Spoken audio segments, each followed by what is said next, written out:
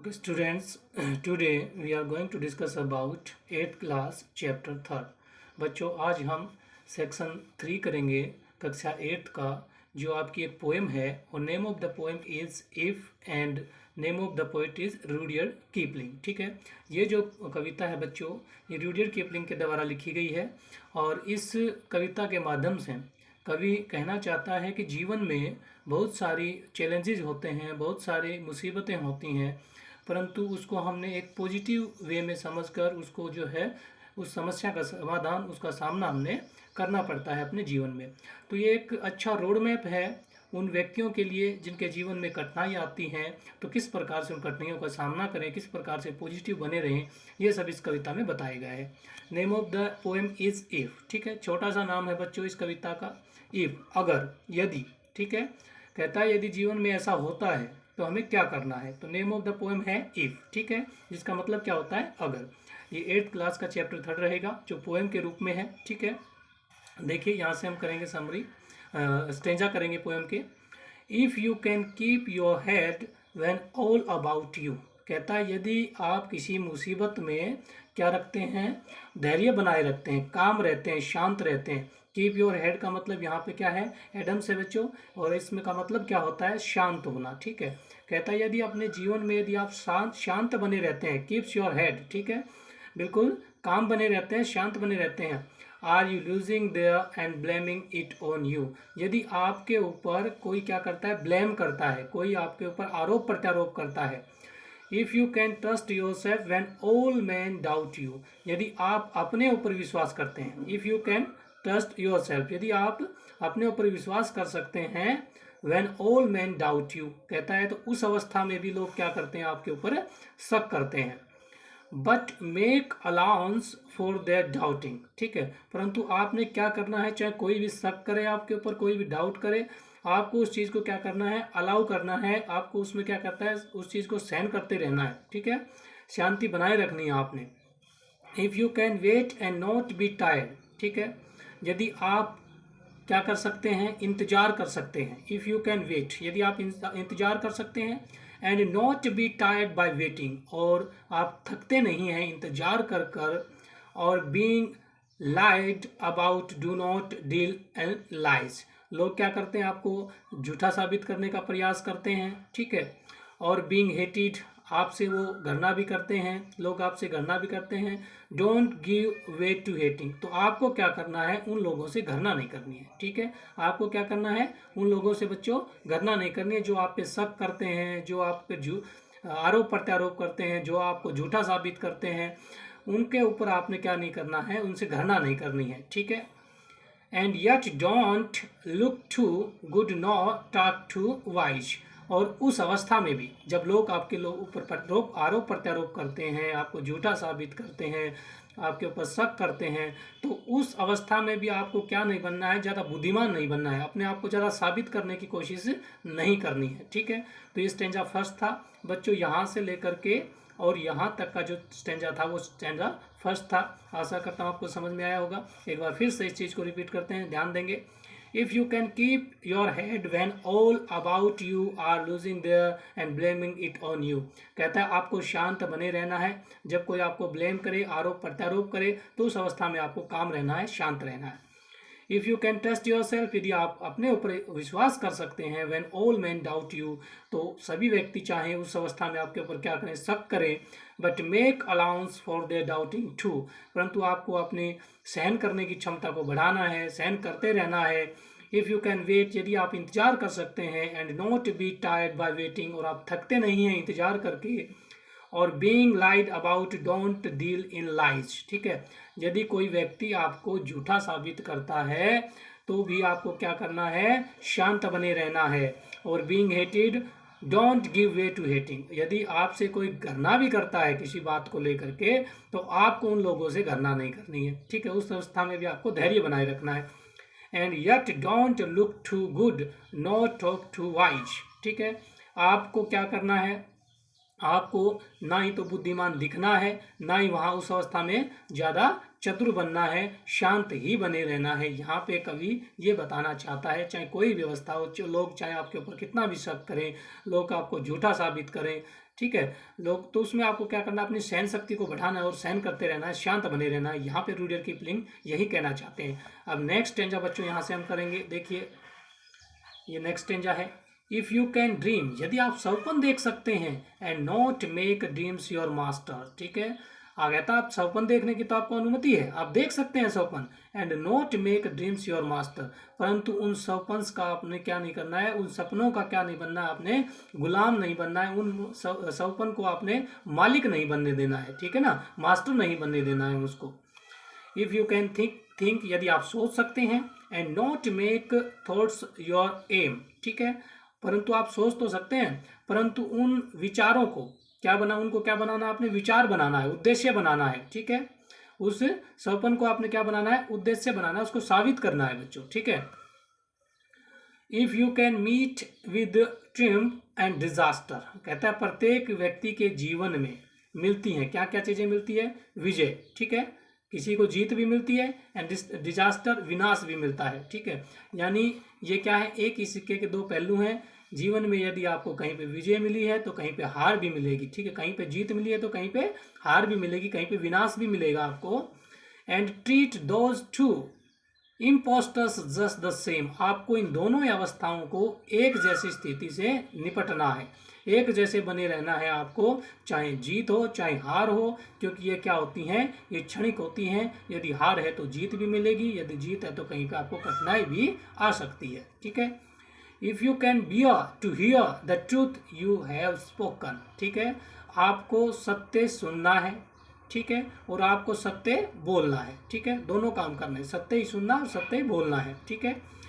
Twisted by knaves to make a trap for fools, अब क्या कहते हैं, नेल्स का मतलब क्या होता है, द्रुत, ठीक है, कपटी लोग, ठीक है, वो क्या करेंगे, आपकी सत्य को भी झूठा साबित करेंगे, उसको उछालेंगे, ट्विस्ट करेंगे, ठीक है। और वो धूर्त लोग क्या करेंगे, धूर्त to make a trap for fools, और वो मूर्ख क्या करेंगे, आपके लिए एक ट्रैप बनाएंगे, एक जाल बनाएंगे अपनी उस झूठ में फंसाने के लिए, ठीक है। और watch the things you gave your life to broken, ठीक है, और वॉच द थिंग्स, आपको चीज़ों को देखना है, ठीक है। You gave your life to broken, ठीक है, you gave your life to broken, आपको जो है आपके जीवन में चीज़ों को देखना है, समझना है, ठीक है, उन सपन्स को टूटने नहीं देना है। And stoop and build them up with वोन आउट टूल्स, ठीक है, कई बार चीज़ें टूट जाती हैं, कई बार क्या हो जाती हैं, चीज़ें टूट जाती हैं, तो उन चीज़ों का जो मलबा है, ठीक है, उनका जो मटेरियल है, टूटा हुआ जो वेस्ट ऑफ मटेरियल है, उससे आपने क्या करना है, दोबारा से निर्माण करना है, ठीक है। विद वोन आउट टूल्स, वोन आउट टूल्स का मतलब होता है उन पुराने औजारों के साथ, उन पुराने मटेरियल के साथ फिर से आपने काम करना है, फिर से आपने उस चीज़ को जो है संवारना है। तो ये स्टेंजा नंबर 2 था बच्चों। एक बार दोबारा से मैं रिपीट करता हूँ, ध्यान देंगे। इफ़ यू कैन ड्रीम, यदि आप सपन देख सकते हैं, and not make dreams your master, उन सपन को आप क्या नहीं बनाने देना चाहते, अपना मालिक नहीं बनना देना चाहते, उसका गुलाम नहीं बनने देना है आपको। इफ़ यू कैन थिंक, यदि आप सोच सकते हैं, and not to make thoughts your aim, और and not make thoughts your aim, आपको उन विचारों को अपना उद्देश्य नहीं बनाना है, ठीक है ना। If you can meet with team and disaster, आपको क्या होता है, आपको जीत भी मिलती है, आपको हार भी मिलती है, विनाश भी मिलता है। And treat those two impostors just the same, आपको इन दोनों चीज़ों को एक जैसी स्थिति से निपटना है। If you can bear to hear the truth, यदि आप सुन सकते हैं, क्या सत्य सुन सकते हैं, तो आपको सत्य बोलना भी है, ठीक है। Twisted by knaves to make a trap for fools, अब धूर्त लोग क्या करते हैं, आपकी सच्चाई को, आपके सत्य को भी उछालते हैं, ठीक है ना, और वो मूर्खों के जाल में आपको क्या करते हैं, फंसाते हैं, ठीक है ना।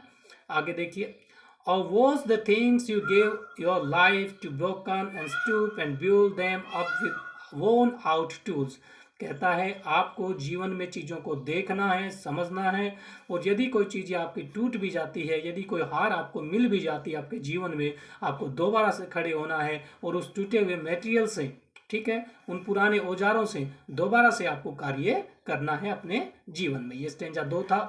अब स्टेंजा 3 देखेंगे बच्चों यहाँ पे।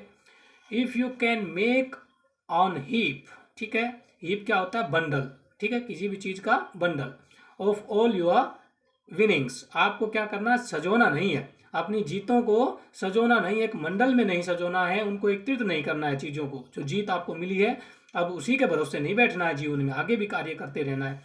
And risk it on one turn off pitch and tools, ठीक है।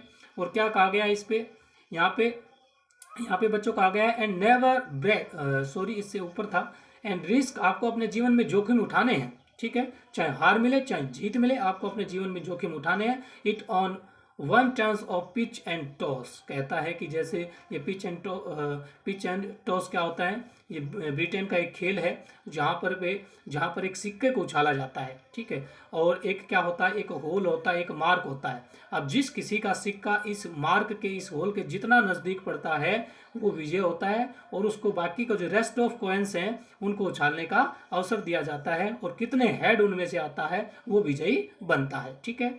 समझ में आ गया। पिच एंड टॉस क्या होता है, एक गेम होता है। पिच एंड टॉस क्या होता है, गेम होता है जिसमें एक होल होता है, ठीक है। अब होल के पास में अब सिक्के उछालते हैं, सभी लोग क्या करते हैं, सिक्के उछालते हैं। जिसका सिक्का इस होल के ज़्यादा नज़दीक पड़ता है वो विजयी होता है, और उसको जो रेस्ट ऑफ कॉइन्स है, बचे हुए कॉइन्स हैं, उनको उछालने का अवसर दिया जाता है, और उसमें सबसे ज़्यादा जो हेड होते हैं वो क्या होता है, विजय होता है। तो कहता है आपको अपने जीवन में ये रिस्क उठाते रहना है, ठीक है। ये रिस्क क्या करना है, उठाते रहना है, जोखिम उठाते रहना है। And lose and start again at your beginnings, और दोबारा से शुरुआत से कार्य करते रहना है, चाहे आप हार भी जाएं तो भी दोबारा से कार्य करते रहना है, ठीक है, प्रयास करते रहना है। And never breathe a word about your loss, और कहता है कभी भी अपनी हार के बारे में आपको बात नहीं करनी है, ठीक है।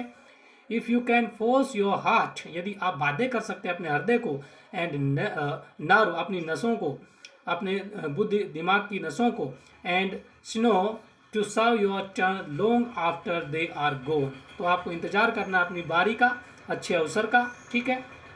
एंड सो होल्ड, उसको पकड़ना है, on when there is nothing in you, ठीक है, except the will which says to them hold on, ठीक है। आपको क्या करना है, उस विजय को पकड़ना है, ठीक है। आगे चल करके आपको अपना अवसर को देखना है कि कब आपको जो है अवसर मिलता है, आपका अच्छा समय कब आता है, और तब आपको कार्य करते रहना है, ठीक है। If you can talk with crowds, ठीक है, यदि आप किसी सामान्य व्यक्ति से बात करते हैं, भीड़ से बात करते हैं, ठीक है। एंड कीप योर विचूज, और अपना दयालु व्यवहार बनाए रखते हैं, आपका वो गुण बनाए रखते हैं आप, ठीक है। और वॉक्स विद किंग्स, ठीक है, कहता है कि आप जब किसी भीड़ से या किसी कॉमन मैन से मिलते हैं तो आपको अपना वो व्यवहार छोड़ना नहीं है, आपको अपना दयालु व्यवहार छोड़ना नहीं है, ठीक है। और वॉक विद किंग्स, और जब आप अपने से बड़े के साथ चलते हैं, यानी किसी राजा महाराजाओं के साथ चलते हैं, nor lose the common touch, तो भी आपको अपना सहनशील स्वभाव नहीं छोड़ना है, वहाँ पर भी अपने आपका स्वाभिमान नहीं छोड़ना है। इफ़ नीदा फौज का मतलब होता है बच्चों, यहाँ पे फौज का मतलब होता है दुश्मन, ठीक है, enemy. If neither foes nor loving friends can hurt you, ठीक है, तो वहां पे ना ही तो आपके दुश्मन आपको नुकसान पहुंचा सकते हैं और ना ही आपके मित्र आपको नुकसान पहुंचा सकते हैं, यदि आपके पास ये सारे गुण हैं। If all men count with you but none too much, if you can fill the unforgiving minute, कहता है आपके पास में 1 घंटे की 60 मिनट हैं, ठीक है ना। तो आपको क्या करना है, if you can fill the unforgiving minute, ठीक है, आपको उसमें काम करना है, ठीक है, आप काम कर सकते हैं। If you can fill the unforgiving minute, उन मिनटों में, 1 घंटे में 60 जो मिनट होती है उन मिनटों में आप कार्य कर सकते हैं। विथ 60 सेकेंड्स, ठीक है, और क्या होते हैं, 60 सेकेंड होते हैं वर्थ ऑफ डिस्टेंस रन, तो आपको उसमें कार्य करते रहना है, इस लंबे समय में भी आपको कार्य करते रहना है, जो भी समय अवधि मिली है आपको उसमें कार्य करते रहना है। योर्स इज द अर्थ, ठीक है, यह पृथ्वी तुम्हारी है। एंड ये सारे यदि क्वालिटीज आपके अंदर हैं, ये ऊपर लिखित जितने भी गुण हैं ये आपके अंदर यदि हैं, तो कवि कहता है योर्स इज द अर्थ, तो आपकी पृथ्वी है, ये धरती आपकी है। And everything that is in it, और इसके अंदर जितने भी ऑब्जेक्ट विद्यमान हैं वो आपके हैं, नदियाँ, नाले, पहाड़ सब आपके हैं, ठीक है। And which is more you will be man, और इससे ज़्यादा चीज़ तो ये है कि आप एक अच्छे इंसान हैं, ठीक है। इन सब से अच्छा जो आपके पास में जो चीज़ है वो क्या है कि ये सारे गुण हैं, तो आप एक अच्छे इंसान हैं, ठीक है। माय सन, मेरे बच्चे, रूडियर्ड किपलिंग, कवि कहता है। ये सारी बातें कौन कहता है, कवि कहता है। तो यहाँ पर बच्चों आपको सारी चीज़ें समझ आ गई होंगी कि जीवन में जो जो चैलेंजेस आते हैं, जो जो कठिनाइयाँ आती हैं, जो जो मुसीबत आती है, तो उन मुसीबतों को आप कैसे सहन कर सकते हैं, कैसे उनको फेस कर सकते हैं, ये सारी चीज़ें यहाँ पे बताई गई हैं। जो पोएम का नाम था, जो टाइटल नेम जो था बच्चों, वो इफ़ था। ठीक है, इफ़ का मतलब क्या होता है, अगर अगर ये स्थिति आपको आपके जीवन में आती है कभी, तो आपको काम बने रहना है, आपको शांत बने रहना है, और उस चीज़ का निडरता से क्या करना है, सहनशीलता से क्या करना है, आपको उसको फेस करना है, उसका सामना करना है। ठीक है, चाहे लोग आपको गलत साबित करें, लोग आपको झूठा साबित करें, ठीक है, तो आपको क्या करना है, उस स्थिति में आपको जो है उनसे नफरत नहीं करनी है, संयम बनाए रखना है। ठीक है, चाहे आपको जीत और हार मिले, यदि हार मिलती है तो बिगनिंग से उसको शुरू करना है, शुरुआत से शुरू करना है, उन्हीं चीज़ों के साथ, उन्हीं टूटी फूटी चीज़ों के साथ, पुराने औजारों के साथ आपको अपना काम करते रहना है। तो आशा करता हूँ बच्चों आपको ये पोएम, जो थर्ड पोएम थी, ये इजीली समझ आ गई होगी। आगे हम इसके क्या करेंगे, क्वेश्चन आंसर डिस्कस करेंगे। तब तक के लिए हैव ए नाइस डे।